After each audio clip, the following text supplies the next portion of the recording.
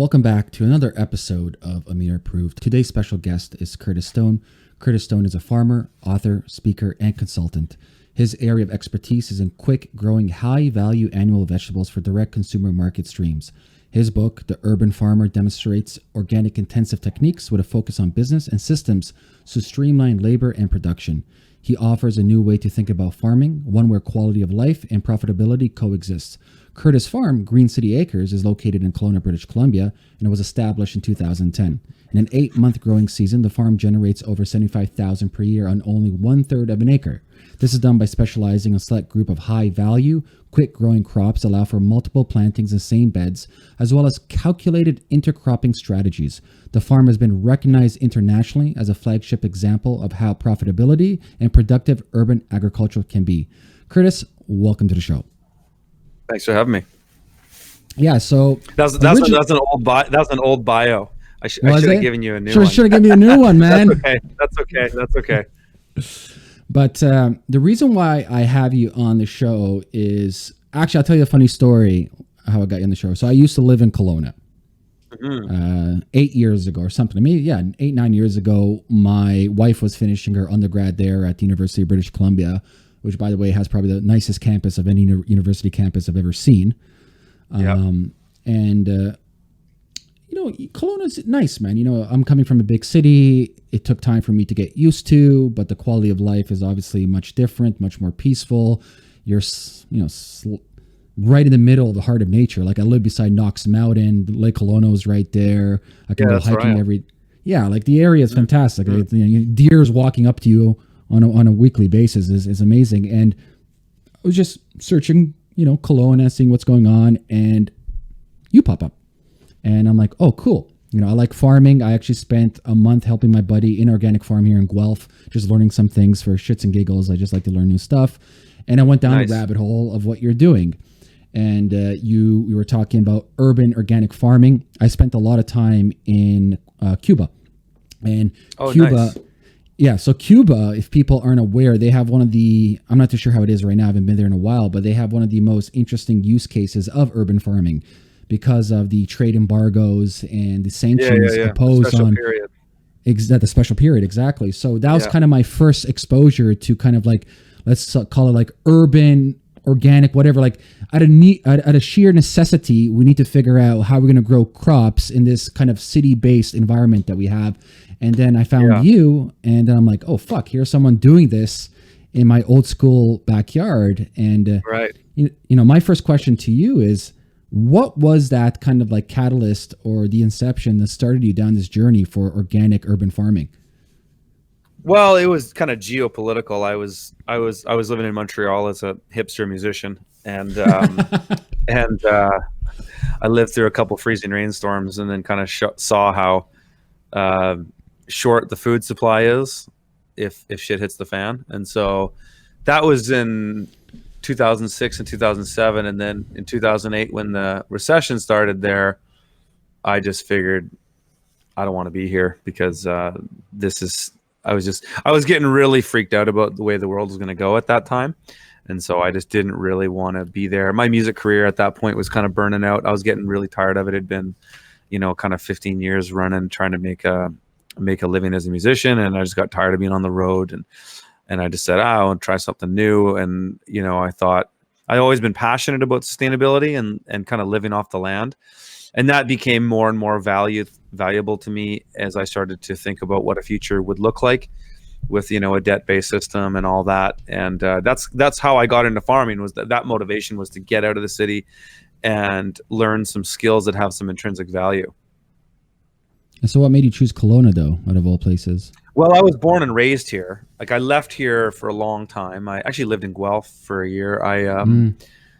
I came back because I didn't really know where else to go. I knew I wanted to, like at this time, I literally thought this was it. Like I thought we were going to go into this massive depression in 2008. And so I was buying precious metals and stuff. I was like ready to be like a full on prepper. And I still am, even more so today, actually. But I just figured, well, I want to get back out west because I don't want to live out here in this hellhole. And, the weather's just so radical out there that if the shit ever hits the fan, it's like your food.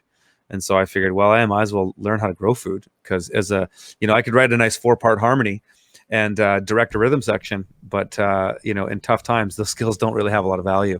And so that's why I kind of got into it, and that was my motivation. I rode my bike down the West Coast, and I visited a bunch of farms and homesteads along the way, and I just kind of got inspired.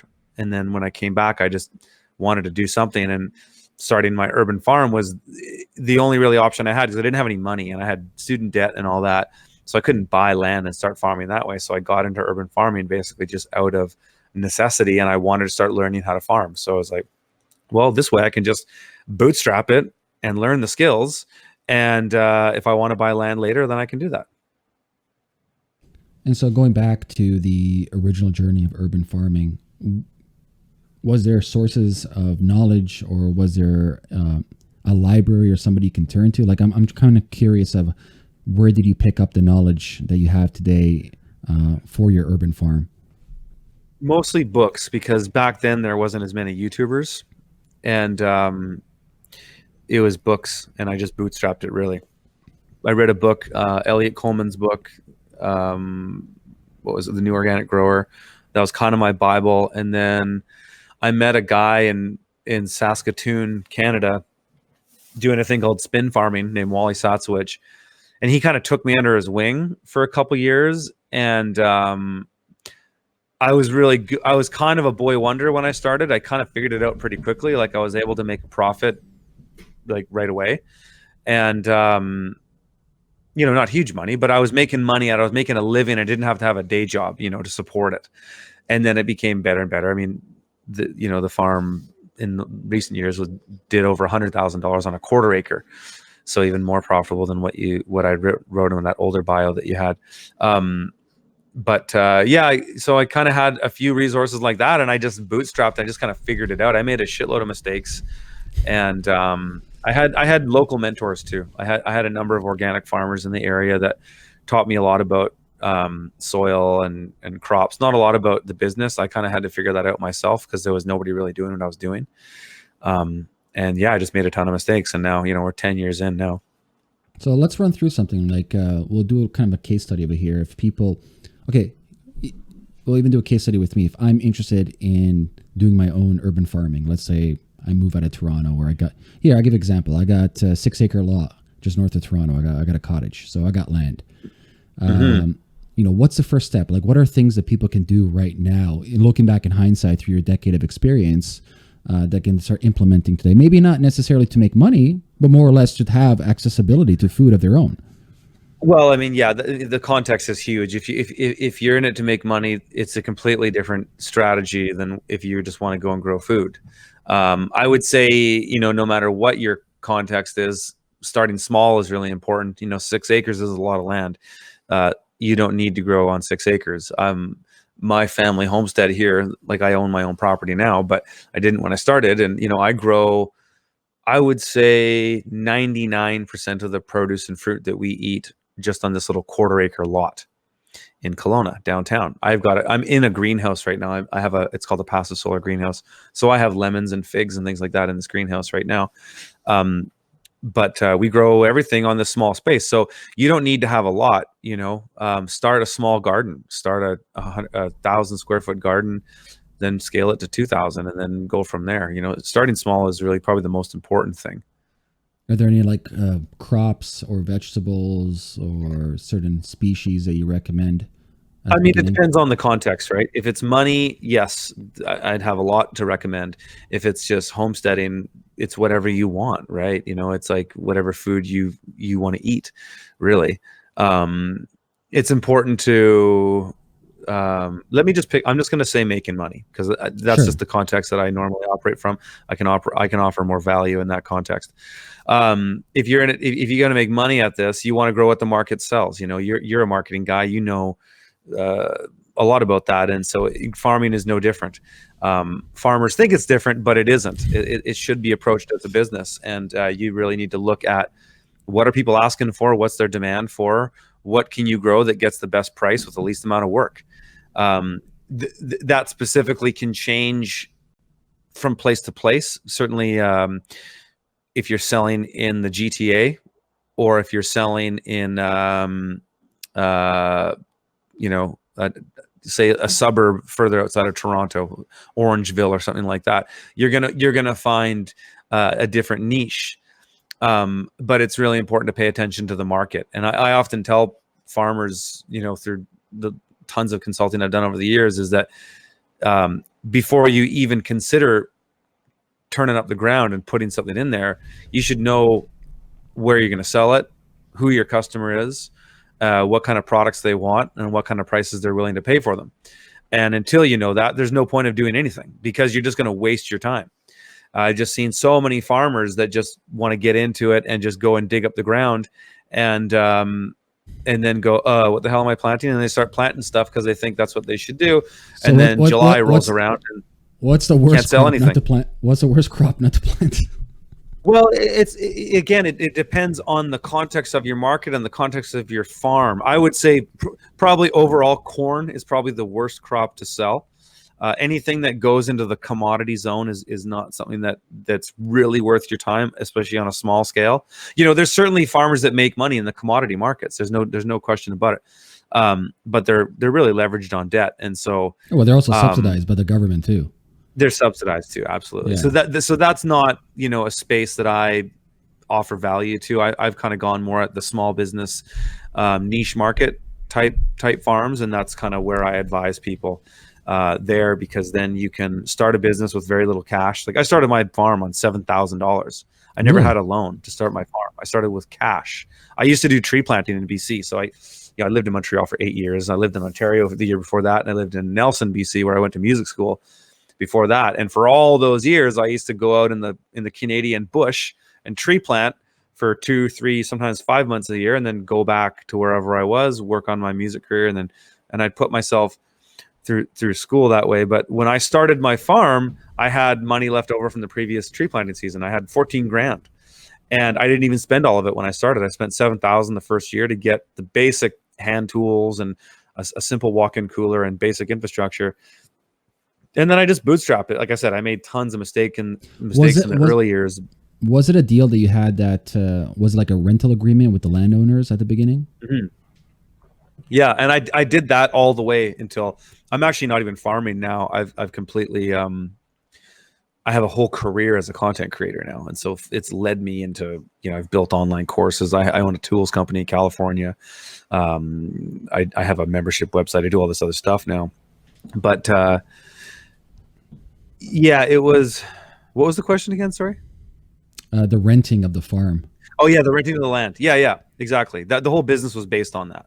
So I never owned land. Mind you, I did buy this house like 5 years ago. But before then, and even while I had this piece of land, I was still running my farm from this home base. I still had leases on all these other lots, and so those leases either worked as like a cash lease, an annual cash lease, or a vegetable box that I delivered to them each week. And so that's how I kind of bootstrapped it without any upfront cost, really. Yeah, it's smart. So out of this, I'm just trying to break this down for like listeners. So obviously context matters. You know, that was like a decade ago. Things are different now. It depends on where you live. But, you know, just for the sake of the conversation, you know, you had $7,000. You made some arrangements for cash leasing, some arrangements for like a JV split. So, you know, X amount of produce goes to the owner. What was your initial crops that you decided to kind of invest your time on cultivating? Mostly salad greens. Like basically, you know, in my book, I kind of characterize there's kind of 5 characteristics that make a profitable crop for a farmer like me. And that is days to maturity. So like how quickly the crop can grow. So something fast, 60 days or less is really ideal, especially in Canadian climates. The next thing is how much yield you can get per square foot. The next thing is, and these aren't in any order of importance, they're all important. The next thing is the popularity, like how in demand the crop is. Next thing is price per pound, like how much you can get. So obviously you want something that's higher value. You know, things that are like in the $8 to $10 to $20 a pound range are far better for a small farmer than things at $1 a pound or 50 cents a pound. And then lastly is seasonality. So like how many different types of seasons can you grow that crop in? So things like salad greens, baby root vegetables like radishes, turnips, beets, sometimes carrots. Um, those are great crops. Microgreens are great.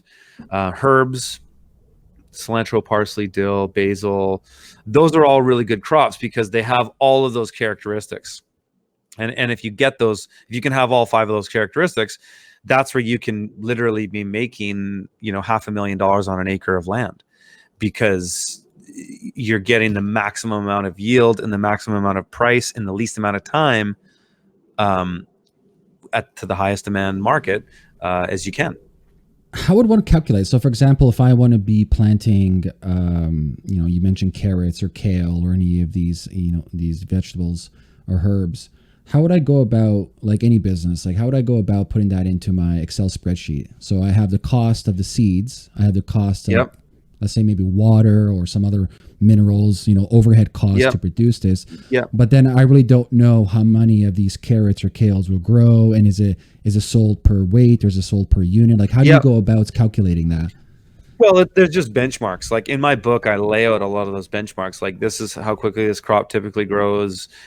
This is how much you can get per square foot of yield if you plant it in the way that I'm planting it. Kind of give those basic specs.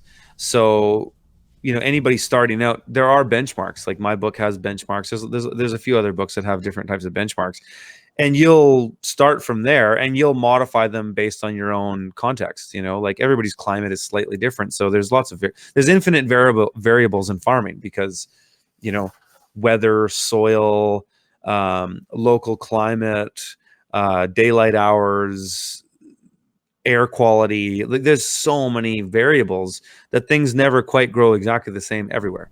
But that's okay. That you can get a start that way. And that's exactly what I did. Like I found as much data as I could before I started, and I started making calculations like, okay, I want to sell this much per week of this particular product. And so planning a farm is kind of like counting backwards. You start at the end, and this is similar in other types of marketing too. Like this is how much I want to make, and then what do I have to do to get there?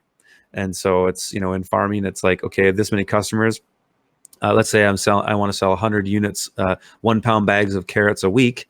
Okay, well then I need to have 100 pounds of carrots available every week. And so if I want to get that in the field, how many rows in a bed is that, or whatever your unit of measurement is, and then just go from there. And then the thing where it gets complicated in farming is, especially in Canada or most places in the U.S. too, is our seasons change so much from the summer solstice to the winter solstice.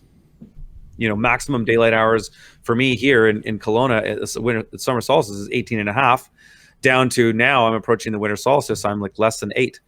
So crops grow significantly slower and faster the closer or further you're away from those equinoxes.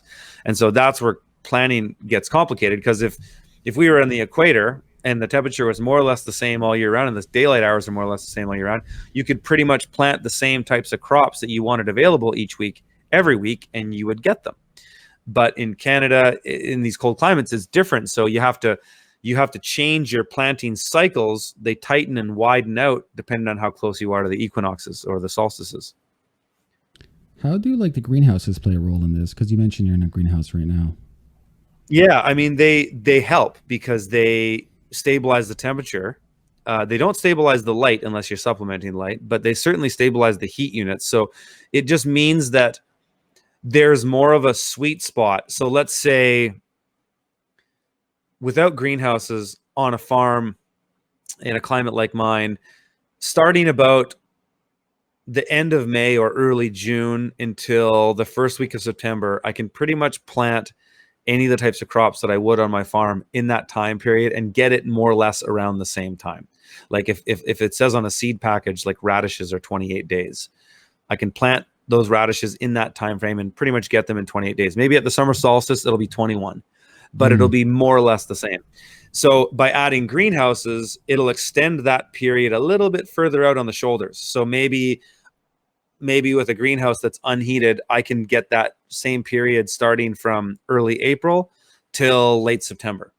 And then with heated greenhouses, I can maybe extend that all the way to early March to mid-November. And then once you get in the winter, you're pretty much just stagnating unless you're supplementing light. Because like I have right now, I pick a cucumber, the size, like an 18-inch cucumber still in my greenhouse that I'm in right now every single day. But that's because I planted all of those cucumbers in the early fall, and they basically grew to a point of maturity where they just kind of grow slow now because there's not very much daylight, but it's warm in here, so they're not freezing, and they've got a lot of fruit set that just kind of sits there, so I can just harvest it. Whereas in the summer, you know, the cucumber plant will grow 6 inches a day, and you'll get a new cucumber constantly. But that's not how it works in the winter. Things just kind of stagnate and sit there. So when I was farming greens on a fairly large scale with my farm, we had multiple greenhouses. They were unheated, but they extended the season a lot. We would plant everything out in the fall. Like you do it all at once. Whereas in the summer, you got to just plant every single week. But in the fall, we would set everything out. Like, you know, starting early September all the way to mid-October, we would be planting large amounts of spinach, kale, and lettuce and things like that that can handle freezing temperatures in a greenhouse. And then they just sit in the ground stagnant, and we harvest them all winter. But they don't keep growing back because it's dead cold. But they're basically alive and dormant in the ground. Is there a reason you don't use like artificial lights in the winter? Cost. It's just a cost benefit thing. It's just like, it depends what you're growing. If you're growing weed, then yeah, you know, I grow my own weed here. And I've got a nice little kind of big LED light here. I turned it off because these are auto flowering now. But I mean, yeah, with that kind of thing, it makes sense. But it doesn't really make sense if you're counting dollars to supplement light too much.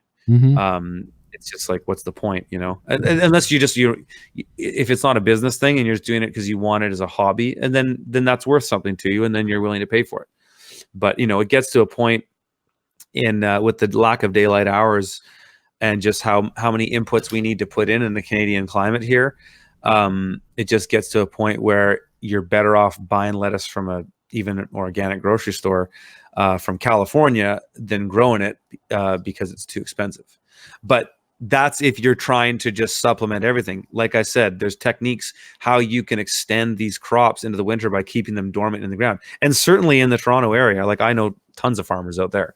So there's people that do it. Like you've got all these Quakers and Mennonites and stuff like that around. Yeah, the GTA that do that. Like my family's from Toronto, so I spent a lot of time there even when I lived in Montreal. And I've seen that. These guys have greens all winter long.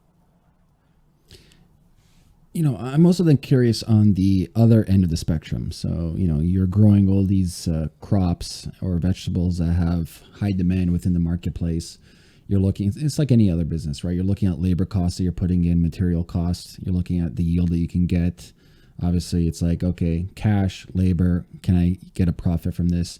How did you go about then distribution? Like, is it getting the network like farmers market, getting in the stores? What kind of strategy did you do for that? Yeah, I mean, I've always been a fan of the path of least resistance. That's been my kind of modus operandi as an entrepreneur. Like I do a lot of different things now outside of farming.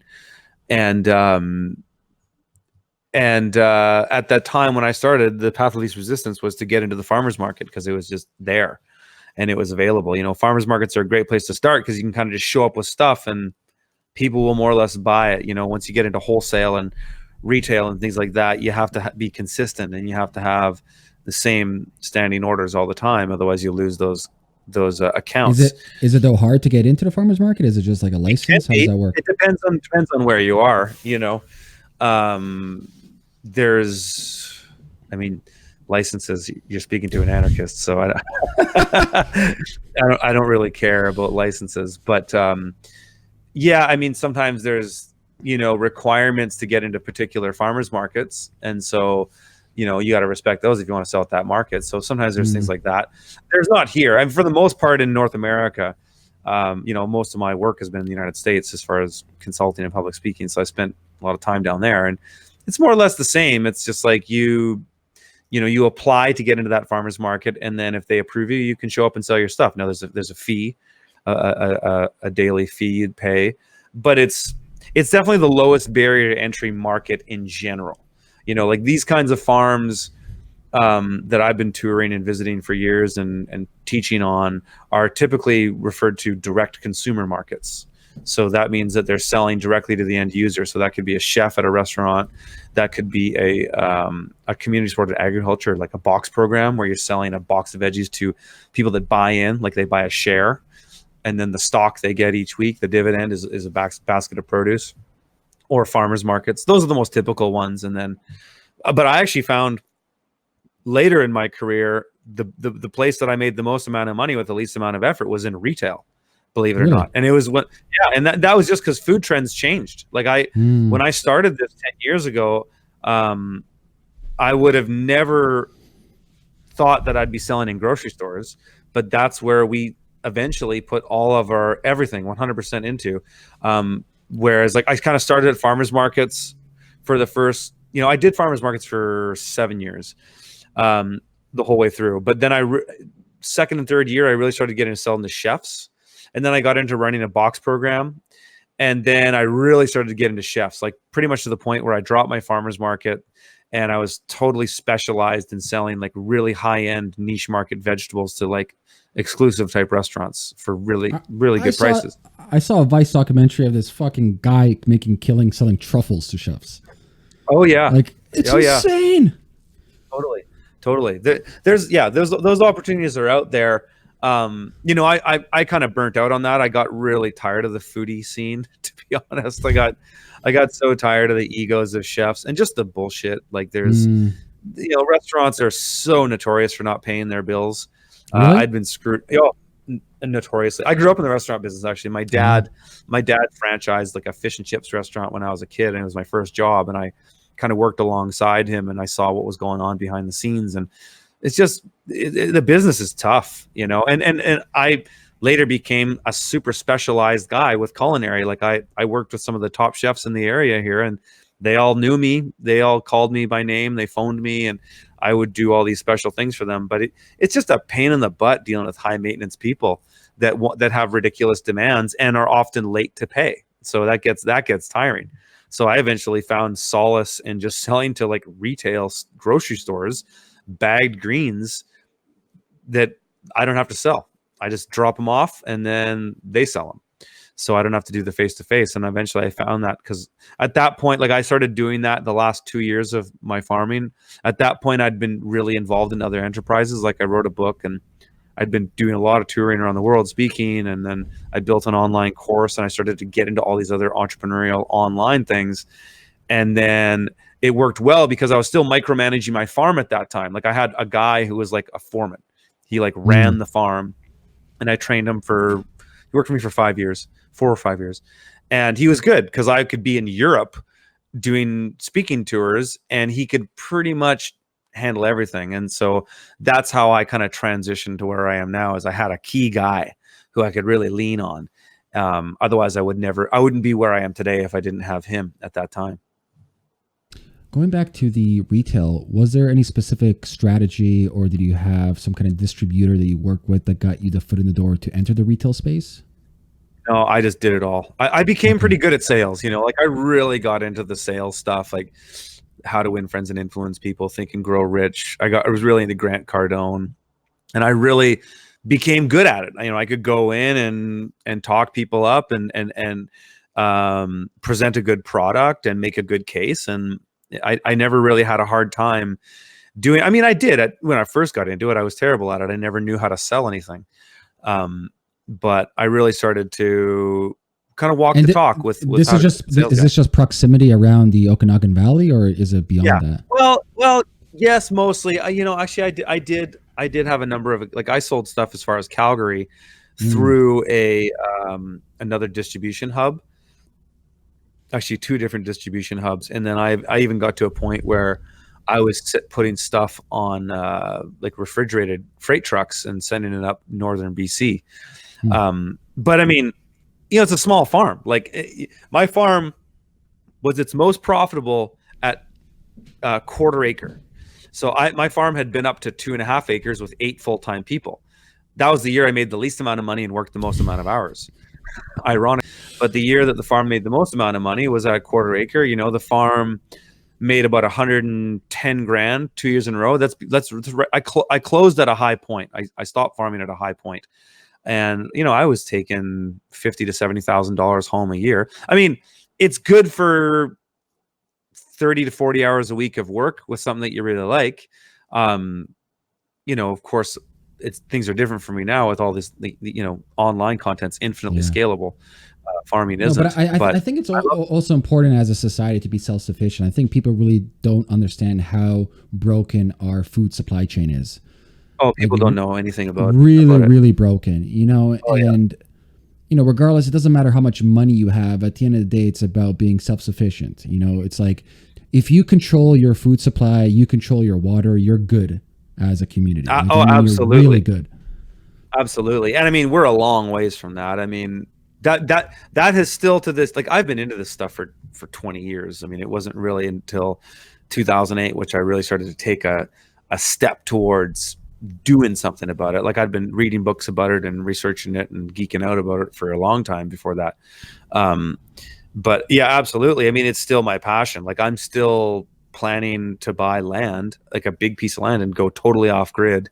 And, you know, I still am a prepper at heart. I'd say I'm actually more of a hardcore prepper now than I've ever been, because now I have skills. Like, I can actually, the whole idea of, you know, I dreamed about buying land and going off grid long time ago, like way before I was farming, but I had no idea what that looked like. Now I do. And that's what I actually, looking back at what I did, I loved the fact that I started farming without owning anything, really, because it was just like, hey, the clock is ticking. Now I don't have a lot of cash, but I might as well gain some experience, because people, you know, this might segue into a broader conversation, but people don't really value other forms of capital because they don't know that other forms of capital exist. We live in a world that, you know, all we think exists is money as a form of capital. But there's many forms of capital. Resources are one. Social capital is another one. That's the most important, actually. Social capital. And knowledge. You know, human capital is important, really important. And that's what I gained by just bootstrapping it, because I learned how to farm kind of the hard way. And I'd moved my farm 3 different times. I'd moved the location, the main location of my farm 3 different times. And I've prepped over 20 different sites. And then I've consulted on, I don't even know how many now. I've been doing consulting starting my 2nd year of farming. I've set up farms in 5 different countries, or helped set up farms in 5. So I've seen, okay, so now it's like I'm looking to buy over 100 acres and go out there, and it's like, no problem. I seen a video though a while ago you made. You were talking about something about like a threat to Canadian farmers or like small farms. Yes, that's been my passion project of recently. Yeah. So what's going on with that? Well, I mean, it's a global trend. You know, this is definitely this segue into a broader conversation, but it's, you know, we got this thing called Agenda 2030. It was Agenda 21, brought in to the United Nations in, I believe it was Rio in 1991. You know, it's all the sustainable development stuff of, like, you know, climate change and whatnot. It's all under this guise of, you know, we need to stop killing the planet, which I agree with.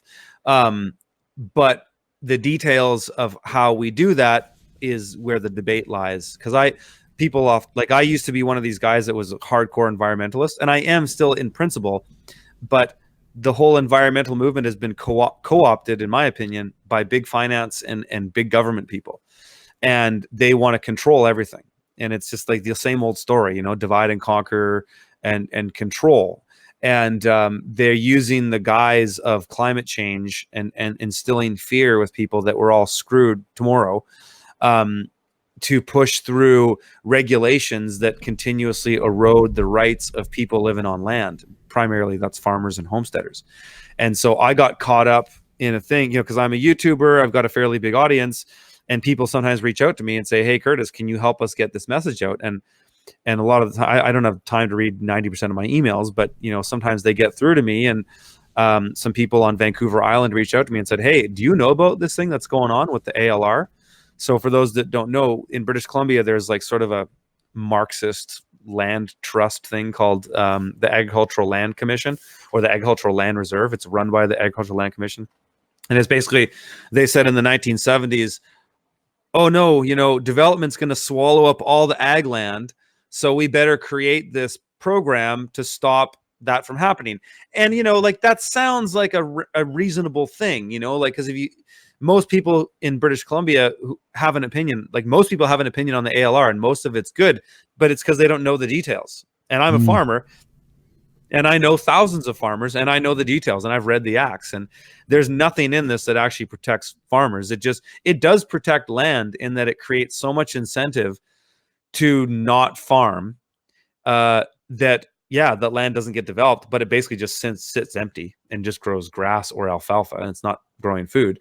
So my opinion is, I've tied this to UN Agenda 2030, which is this thing called the Wildlands Project, which is to push everybody that's in the rural areas into cities, and then leave the rest of the world to go back to nature under the guise of, well, that's how we can save climate change, right? And so but it's just a bunch of BS in my opinion, because I've gone down a rabbit hole recently. It's what led me to start a new podcast called Liberty on the Land, where I just interview people that are like fighting this stuff and coming up with solutions, because it's a global trend. Like, let me ask you this, and the listeners, whenever in your life has government regulation become easier to navigate? Never. Like, it doesn't. It endlessly gets more complicated. Government is like an amoeba. Absolute power corrupts absolutely all. You can't take away power. That's it. And so these people who have the power, they don't want to lose it. And people that are homesteaders, and like you expressed some interest in living off the land and growing your own food, like, that's a threat to the establishment, in the sense that people who are resilient, can grow their own food and can take care of themselves, are less controllable. They're less governable. It's why when you go out to a rural area, which I've done all over the United States, I've been to 42 US states, you go through, and I've been all across Canada and multiple countries, and you go into the rural areas, people in the rural areas are resilient as hell. Like, there's a problem, they solve it. Something needs fixing, they fix it. People in the cities are dependent. I mean, generally, I'm not speaking about everybody. Of course, there's exceptions, but generally speaking, you'll find that people in the country are anti-fragile. They, to quote Nassim Taleb, if you're familiar, and they substitute convenience over personal responsibility. Absolutely. And so, personal responsibility isn't a conversation that the establishment want to have. They want us to be dependent. And as a farmer, the way I see it is, it's just farming. If you're farming animals, you'd rather farm cows than wolves, right? Wolves don't make good farm animals because they're independent and they will kill you to defend their young. Whereas cows are domesticated as hell. They make great farm animals. And that's the system. I think that's kind of where we're at today, is like, we're so domesticated now, and people in cities have been so comfortable with all these conveniences and benefits that we've been offered by the system, that we just kind of go along with anything. I have a different thesis. My thesis is, I think we're going to see an exodus of people leaving cities in the next decade. That's happening. I agree with that. I don't think I'm kind of speaking about what the establishment wants. I think you're 100% right. We're seeing that now. That has not hit critical mass yet. No. But I really hope that. I hope there is an exodus. I could see that we get to a point where there is sort of the cities become city states. They become like isolated states, and it's kind of like in Stalinist Russia. That's what happened with communism, is that they couldn't regulate the rural people. So the communism existed in the cities, but then the rural is where all the commerce, capitalism, and anarchy happened. Really, I think that's what's going to happen, because the cities are getting, in Toronto, try to open a business in Toronto. Like, it's insane. Listen, how regulated these places are. I've been screaming city states for the last 5 years. I'm a big proponent of city states. It creates game theoretical models that's better. One thing that people don't understand is, we'll bring Canada in it. Canada is a unique example. So for the size of land that we have the smallest population. Like, we have the second biggest landmass of a nation after Russia. we have a diverse ethnicity in Canada, Yeah. quite multicultural. We're more or less like passive people. We come here for greener pastures, right? Like my parents left former Yugoslavia, communists says, fuck this, I'm out of here. A lot of people left Russia, China, etc. It's much more greener grass over here. And you see the climate kind of heating up right now. So you have the federal government. So if you look at the Canadian Constitution, kind of clearly, especially on page 10 and 11, it clearly states what the federal government is responsible for. And it's not responsible for much.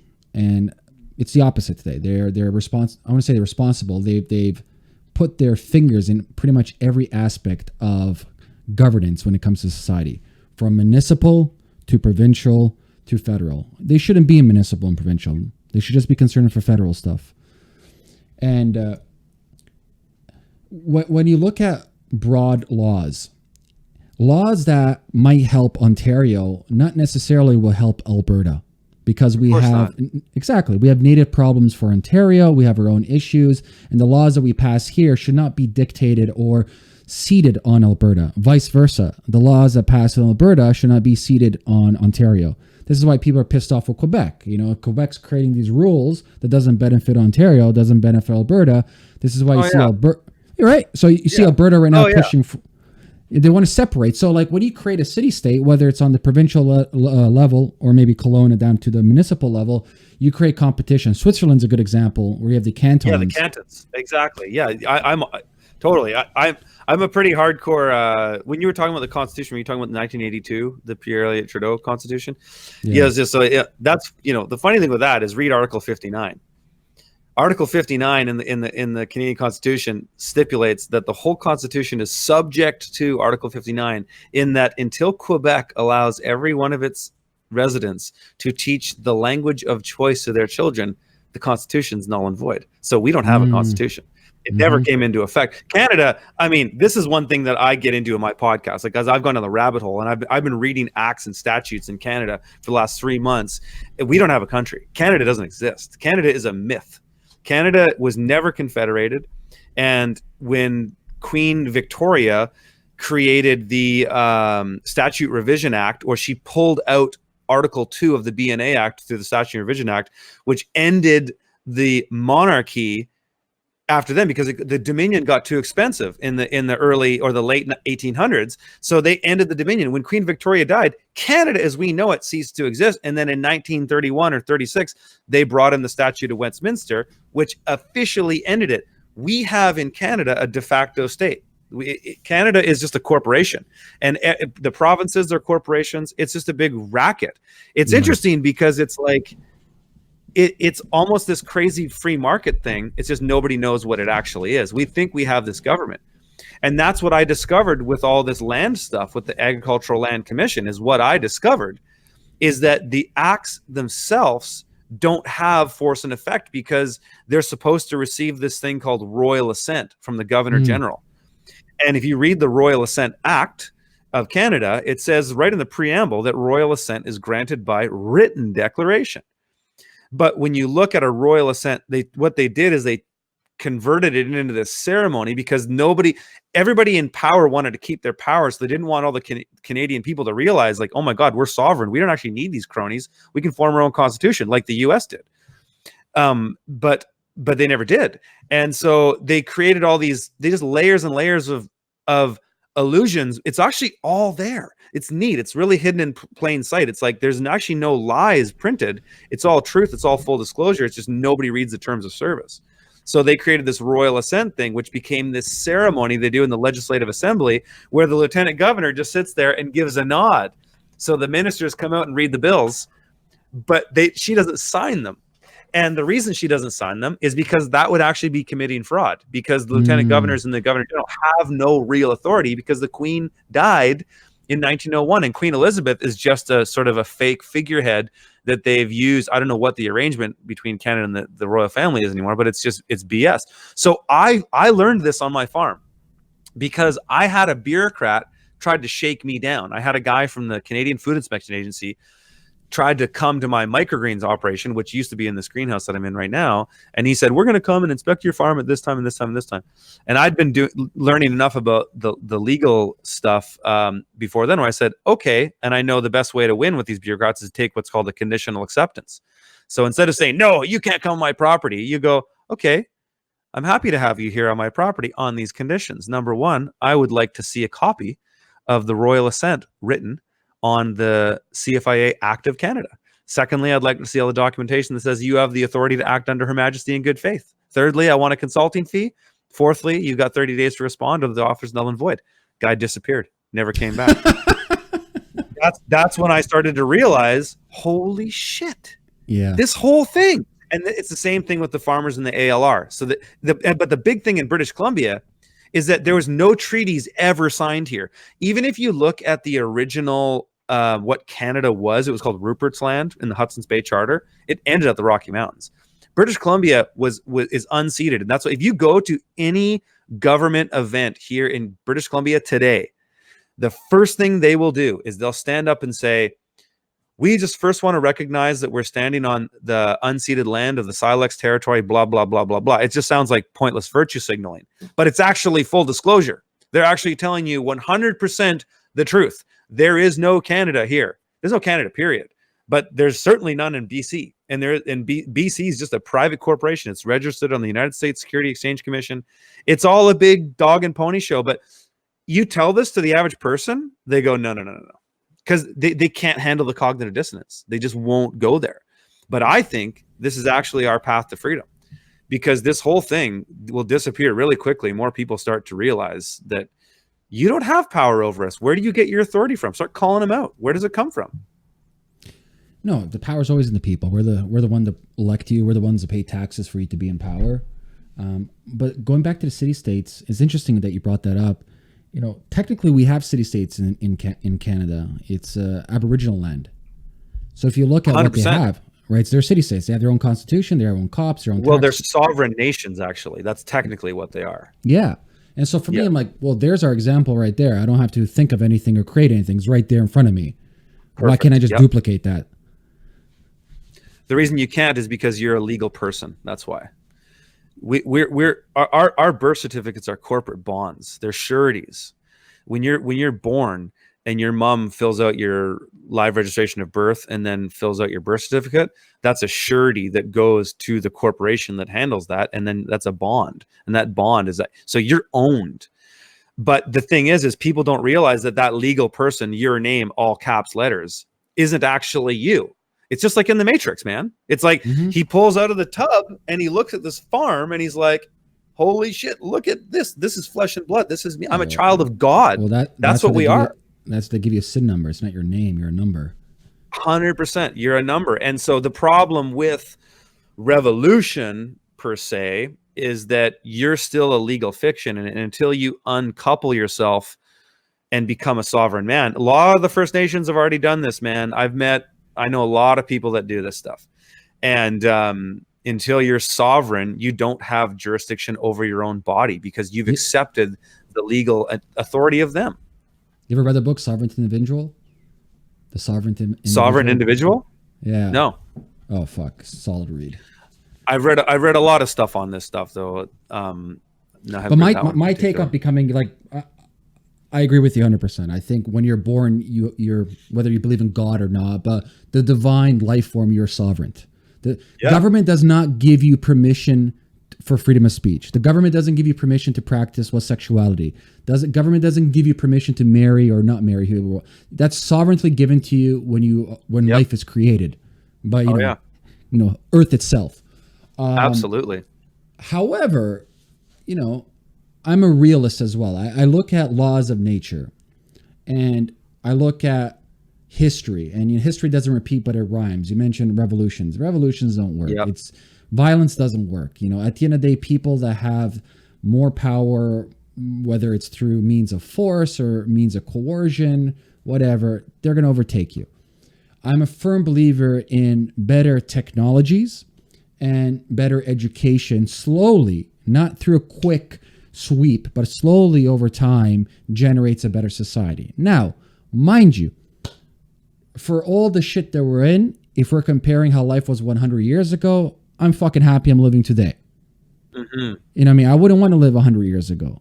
You know, even though like people, you know, people hate social media, this, and I'm like, bro, I fucking love this. It's a tool. Yeah. Like a hammer is a tool. It's how you use this tool, right? That matters. You know, people talk about guns. I'm like, it's not the gun that kills people. People kill people. It's their psychology. Absolutely. Yeah. And so for me, it's like I see the writing on the wall. You know, I'm in the crypto space. You see Bitcoin transforming how the way things are done. You see now privacy is becoming more and more important. I see there's a resurgence around the world. You see what's happening in Hong Kong. You see what's happening even in Europe. People are waking up. You see what's happening in Latin America. I think. Oh yeah. I think just the advent of more evolved technologies are superior to old technologies will slowly outpace.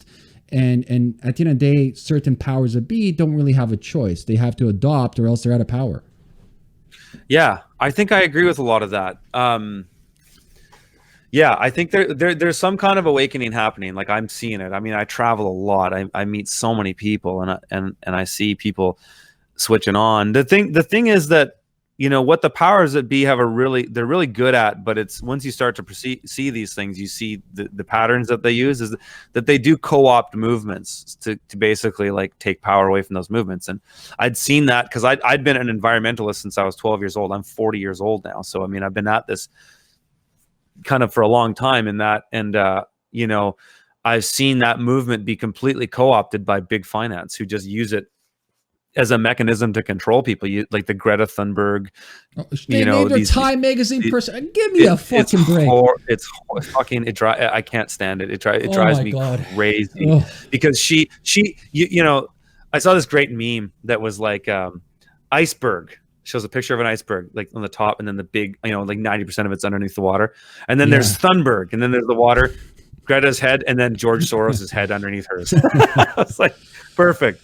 But it's, yeah, you know, they've co-opted it. And the thing that drives me crazy with the farmers, because like, you know, that's primarily my audience or my space, is that they've got them partaking in their own demise by pandering to this climate change bullshit. Yeah. In that climate change is being used as a mechanism to control everything, every resource, every piece of land, and like they're shooting themselves in the foot. And I'm seeing it constantly. I like want to wake people up to it, but it's like, man, like that's a religious space, you know, like in an era of modern secularism where, you know, most people today are religious. Climate change has become the new religion, and you speak against that religion, you're a heretic. You get burnt at the stake. And I've certainly paid quite a cost for coming out with some of the things that I've said. I just don't care anymore. Like I'm at a space now where I'm just like, I don't fucking care. If you don't like what I'm saying, fuck off. Nietzsche has a saying about the most dangerous thing a man can do is to be by himself. Most people want to be part of a tribe, or they want to be accepted by a herd. It's the few that accept the few that accept to be ostracized and ridiculed. They're the ones that make change. It's not the will. It's not. People think democracy makes the change. It's not. It's a will of the few that dictate the course of civilization. Oh, totally. You know, the neat thing I found though, as a content creator, you might find this yourself too, is that you get to a place. Certainly not at the beginning. You know, like when you're starting out, you kind of have to pick your lane and kind of stick to it. But you know, I've got like 300 and something thousand followers on YouTube. I've been at it for 6 years. I'm at a point where I've come out and said some things, you know, and, you know, I get labeled this, that, or the other. And let's say I lose 10% of my audience right away from something I say. Well, those are probably 10% of people that I probably don't care about anyways. If they're so offended that they can't handle me saying something that rubs them the wrong way, and they're ready just to like throw it all in, fine. But what happens in the meantime is you drop a little bit of dead weight, and you kind of get some Spartans that come in as people that want to help you and join your tribe, who are like 1,000 times more effective than some of these followers who just get offended by everything, like kind of snowflake people. So I found where I'm at, like I started kind of speaking my mind a bit more when I was over 200,000 subscribers on YouTube.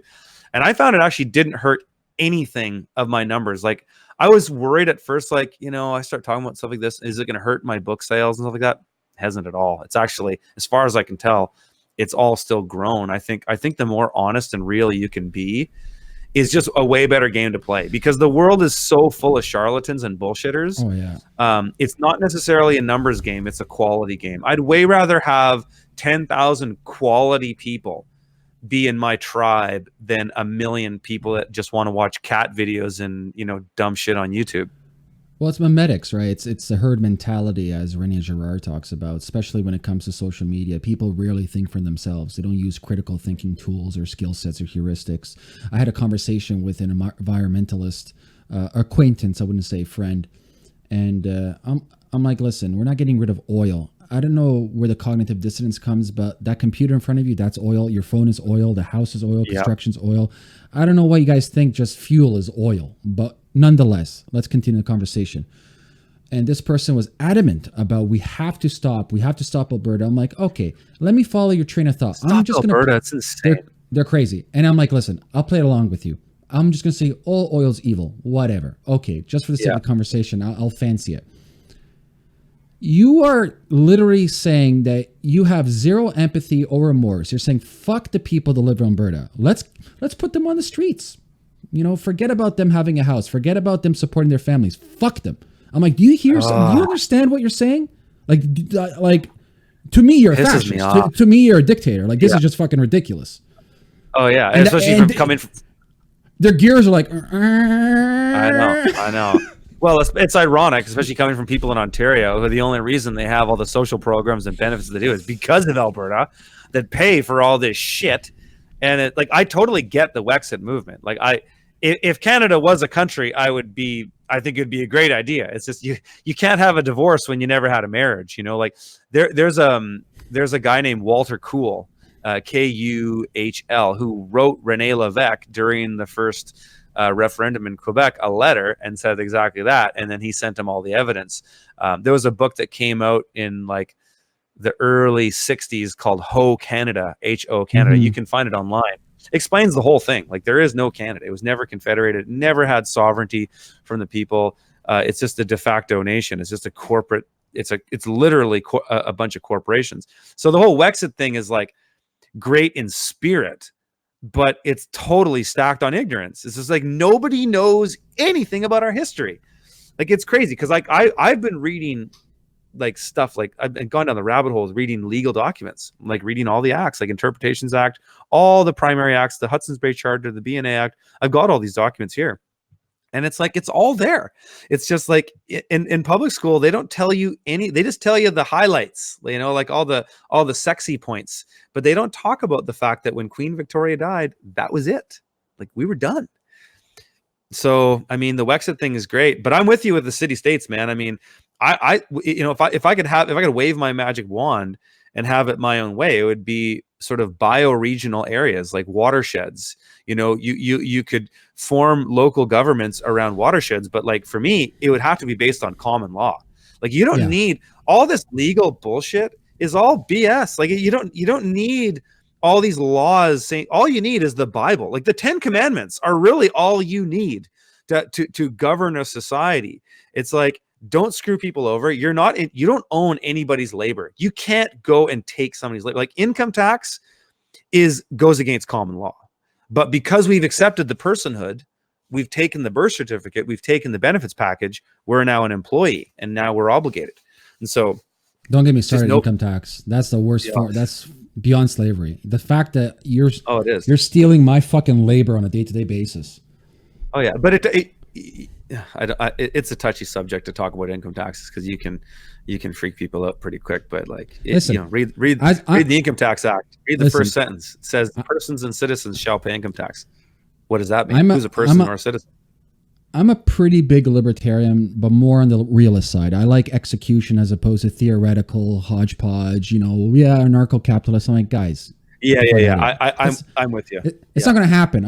I care about results. I want something. One is better than zero. So how do I get to one? That's it. Yeah, exactly. So it's like, well, I'll give you one thing that I would like. Okay, I don't see us stopping income tax, right? I don't see taxes going down. I just see taxes going up. Okay. Yeah. Actually, I wouldn't feel that bad paying some taxes if I knew exactly every single penny where it went. I want the government to be 100% transparent and line item everything. Okay, you take my taxes, whatever. Great. They do that on your land tax, but that's it.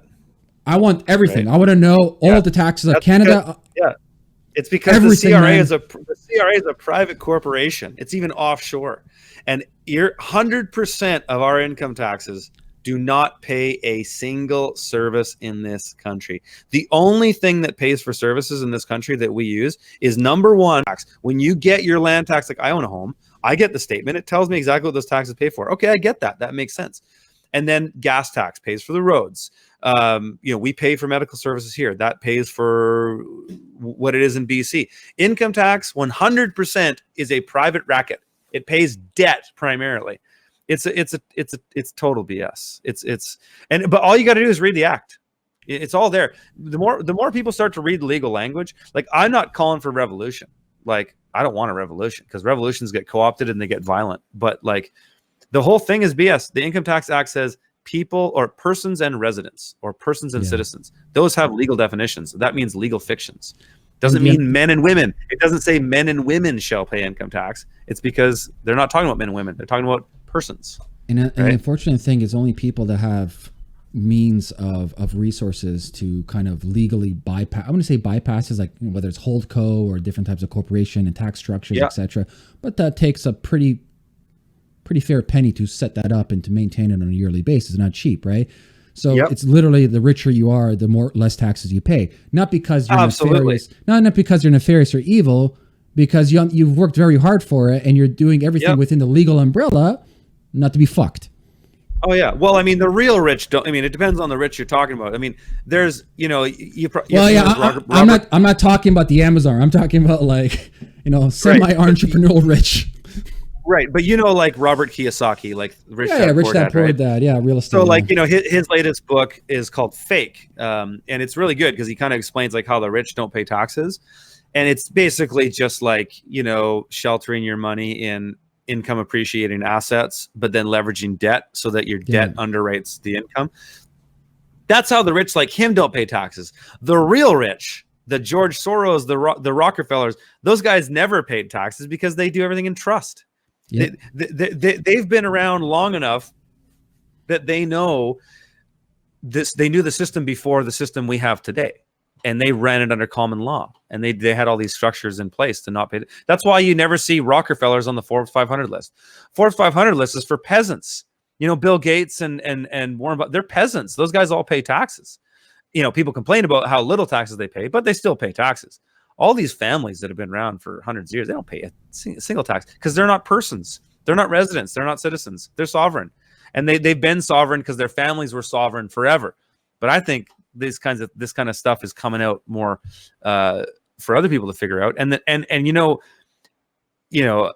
I could talk way more about it, but sometimes it's hard to talk about these things because it's like really over people's head. But the First Nations have been doing this forever. And not all of them, because the Indian Act is an incredibly racist document that if you're an Indian in the Indian Act, you're fucked. Like you're a slave. Wow. Oh yeah, read the Indian Act, man. You want to read it's almost like Adolf Hitler wrote it. Like it's crazy. They can come and take your kids without any pre-warning. If you don't vaccinate your kids, they can take your kids. Like it's brutal. It's like farm, like you're farmed.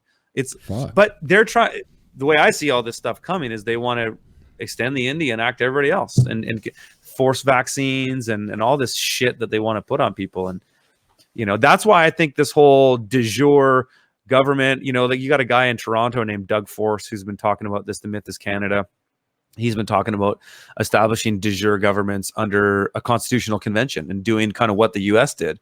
The U.S. lost it though, right? Like the U.S. is a neat system because they have a de jure and de facto system because they have the United States, which is the de jure republic, but then they have the United States of America, which is the maritime law corporation. Why the Statue of Liberty is out in the water because it represents maritime law. They have a dual system, but maybe Trump's bringing back the republic. That's what some people seem to think. But it's interesting times, man. Yeah, man. I think we'll leave it at that, man. I think we can keep on talking for hours about this. Go all day. Yeah. All day, man. But Curtis, if people want to get to know more about you, learn about the farming, learn about your courses, what's the best resource? They could probably go to the urbanfarmer.co. That's kind of the central hub. And then my, you got my YouTube link there. And then my membership site is where I actually put most of my content now, is from thefield.farm. It's kind of like a online video magazine where basically each week I go and I tour around North America. I go and visit farms and do really in-depth videos where I just follow them around on the camera and we just talk shop. And so it's kind of getting harder and harder to produce content like that on YouTube, just because YouTube has been so like it's pilfered. It's just it's not what it used to be. And so the private membership place is where content creators like myself can actually afford to make good content and travel to do so. And people are willing to pay a few bucks a month for it, and I can deliver good information. Curtis, thanks again for coming on and sharing your story. Guys, please go check out Curtis' stuff. And if you haven't already, subscribe on iTunes, Google, the whole 9 yards. If you're watching this on YouTube, don't forget to subscribe and leave a comment below. Till we meet again, guys. Peace.